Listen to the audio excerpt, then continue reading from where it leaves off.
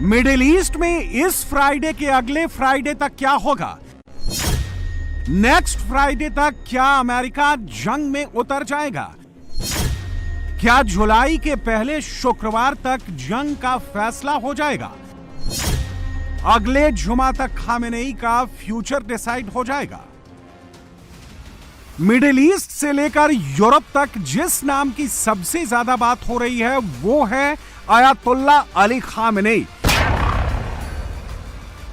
Khamenei को मार देंगे, खामेनेई की मौत से जंग खत्म होगी, खामेनेई का खात्मा जरूरी है। नेतन्याहू हर दिन खामेनेई का ही नाम ले रहे हैं। अमेरिकी प्रेसिडेंट ट्रंप के निशाने पर भी खामेनेई हैं। खामेनेई इजरायल का पहला टारगेट है। खामेनेई अमेरिका का भी टारगेट नंबर 1 है। लेकिन खामेनेई झुकने को तैयार नहीं है। कह चुके हैं कि सबसे बड़े दुश्मन इजरायल को पनिशमेंट देकर ही रहेंगे। इजरायल ईरान की जंग के बीच ये दूसरा जुमा है। जंग के चलते कई दिन से तेहरान की सड़कें सूनी पड़ी थी, लेकिन जुमे की नमाज अदा करने लोग बाहर निकले। सड़क पर हजारों लोगों ने जुमे की नमाज अदा की। ईरान में नमाज अदा करने के लिए उम्मीद से ज्यादा भीड़ उमड़ी। लोगों का जोश हाई दिखा।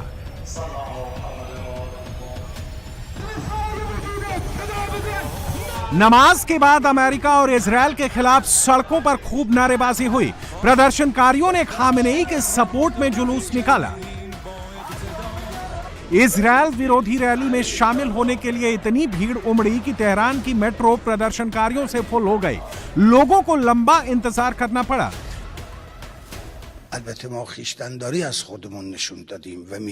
भ्रमित अमेरिकी राष्ट्रपति को मालूम होना चाहिए कि ईरान पश्चिमी देशों जैसा नहीं है, जिन्हें वो धमकी देकर और चीजें थोप कर अपने कंट्रोल में लेता है।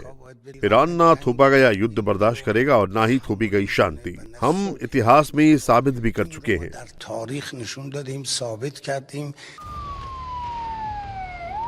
जंग के दूसरे जुमे पर ईरान ने फिर अपने तेवर दिखा दिए। बता दिया कि इजरायल से जंग में वो अब पीछे नहीं हटेंगे, कदम पीछे नहीं खींचेंगे। ईरान ने इमाद और कद्र जैसी मिसाइल से तेल अवीव धुआं धुआं कर दिया।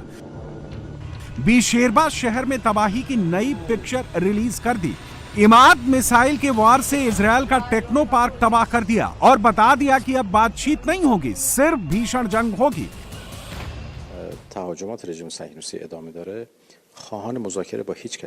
इजराइल के हमले जारी हैं। ऐसी स्थिति में हम किसी से बातचीत नहीं करना चाहते। हमारी सेना ने जोरदार प्रतिरोध कर दुश्मनों की धारणा को गलत साबित कर दिया है। दुश्मनों को लग रहा था कि वो हमलों के जरिए ईरान को सरेंडर के लिए मजबूर कर सकते हैं, लेकिन ऐसा नहीं होगा।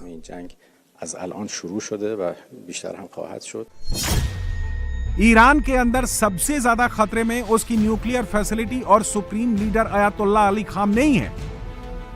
इजरायल लगातार बमबारी कर ईरान की न्यूक्लियर फैसिलिटी तबाह कर रहा है और खामेनेई का फैसला अगले शुक्रवार 27 जून या जुलाई के पहले शुक्रवार तक हो जाएगा।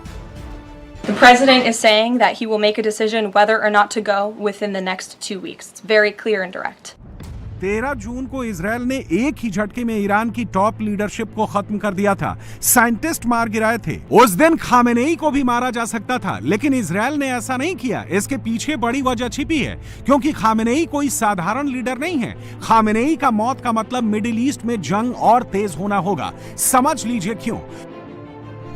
ईरान शिया बहुल देश है। 9 करोड़ की आबादी वाले ईरान में शिया मुसलमान 90% यानी 8 करोड़ 10 लाख से ज्यादा हैं। खामेनेई सिर्फ ईरान के सुप्रीम लीडर नहीं हैं, शिया मुसलमानों के बड़े धर्म गुरु भी हैं। ईरान में दुनिया के सबसे ज्यादा शिया मुसलमान रहते हैं। दुनिया भर के शिया मुसलमान खामेनेई को मानते हैं और अगर जंग में खामेनेई की मौत हो जाती है तो इससे शियाओं में गुस्सा बढ़ जाएगा। मिडिल ईस्ट में जंग और तेज हो सकती है। दूसरे शिया बहुल देश भी मैदान में उतर सकते हैं। पूरी दुनिया में शिया मुसलमानों की आबादी करीब 35 करोड़ से ज्यादा है। बहरीन में 65%, इराक में 65%, लेबनान में 55%, यमन में 35% आबादी शिया मुसलमानों की है। भारत पाकिस्तान के अंदर भी शिया मुसलमानों की अच्छी खासी आबादी है, इसलिए यहां भी ईरान के समर्थन में प्रोटेस्ट हो रहे हैं। दिल्ली की जामा मस्जिद पर जुमा के दिन शिया मुसलमानों ने प्रदर्शन किया। अमेरिका के खिलाफ खूब नारे लगाए गए।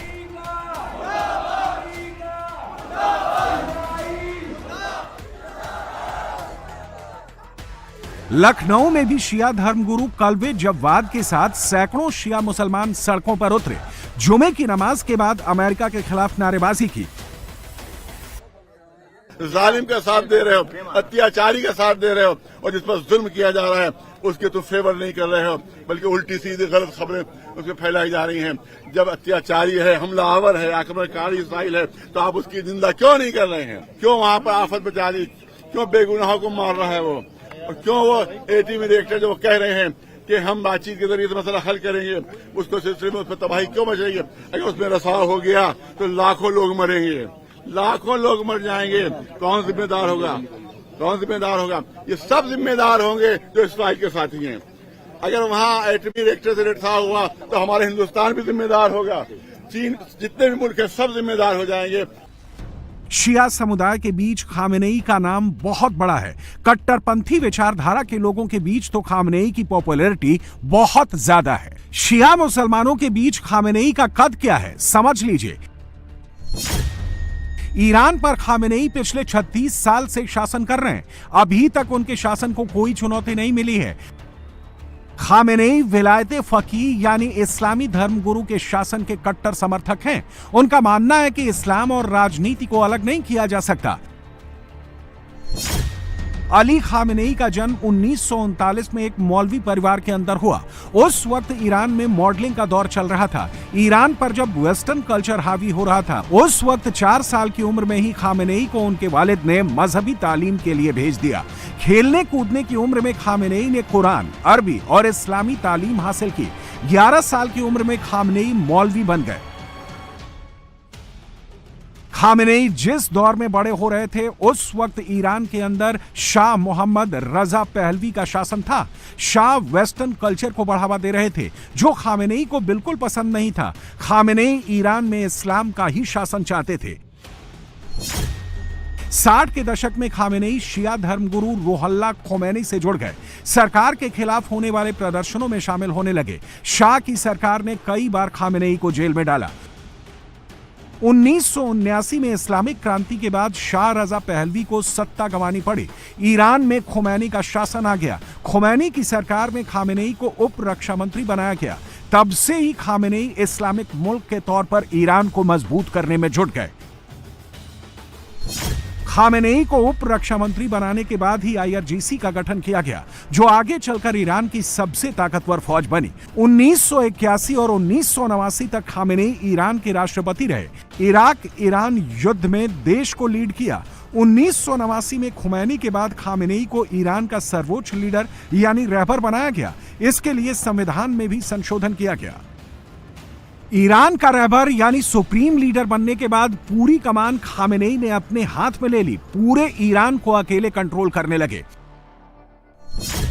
खामेनेई को ईरान की संसद, judiciary, IRGC, Kurd force direct report करती है। खामेनेई के इशारों पर ही हिजबुल्लाह, हमास, हूती विद्रोही जैसे मिलिशिया संगठनों को मिडिल ईस्ट में मजबूत किया गया।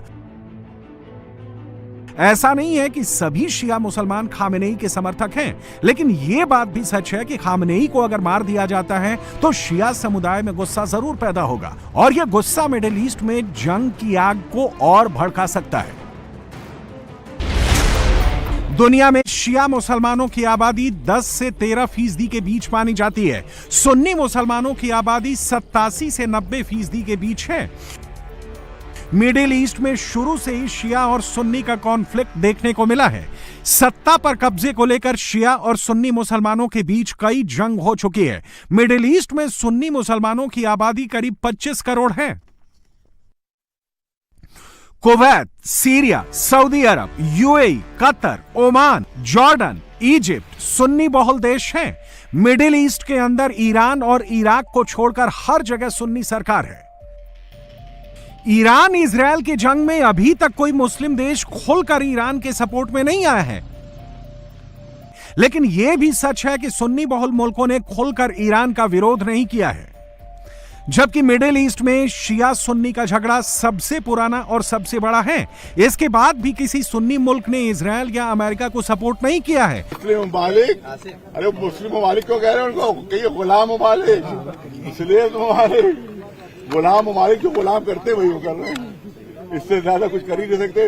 वो गिलास पानी पीते हैं तो आका से पूछ के पीते हैं कि मैं पानी पिए कि नहीं पिए।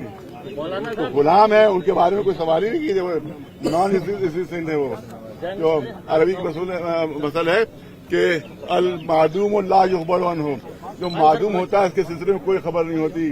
वो बिक चुके हैं, खत्म हो चुके हैं, स्लेब बन चुके हैं, ज्यादा उनके लिए कुछ कहना जो है। खामेनेई भले ही शिया मुसलमान हो, लेकिन उन पर अटैक से मिडिल ईस्ट का सुन्नी मुसलमान भी गुस्से में आ सकता है। शिया धर्मगुरु की मौत से दूसरे मुस्लिम मुल्क भी नाराज हो सकते हैं। अमेरिका मिडिल ईस्ट में पहले भी जंग में उतर चुका है। सद्दाम हुसैन के परिवार का हाल सभी को पता है। अमेरिका ने 2003 में इराक पर हमला कर सद्दाम को गिरफ्तार किया था। 2006 में सद्दाम हुसैन को फांसी दे दी गई। सद्दाम हुसैन सुन्नी मुसलमान थे। शियाओं से सुन्नियों की आबादी बहुत ज्यादा है। सुन्नी मुल्क ज्यादा पावरफुल भी हैं, लेकिन तब रिस्क कम था क्योंकि सद्दाम हुसैन बड़े तबके के धर्मगुरु नहीं थे, जबकि खामेनेई की इमेज 35 करोड़ शिया मुसलमानों के बीच धर्मगुरु की है। इससे मामला बिगड़ सकता है। इसलिए अभी तक अमेरिका और इजरायल ने खामेनेई को टारगेट नहीं किया है, जबकि अमेरिका इजरायल को लगता है कि खामेनेई जब तक ईरान की सत्ता में रहेंगे तब तक ईरान के न्यूक्लियर प्रोग्राम को रोकना संभव नहीं है। Let's be very clear. Iran has all that it needs to achieve a nuclear weapon. All they need is a decision from the supreme leader to do that. And it would take a couple of weeks to complete the production of that weapon, which would of course pose an existential threat, not just to Israel, but to the United States and to the entire world.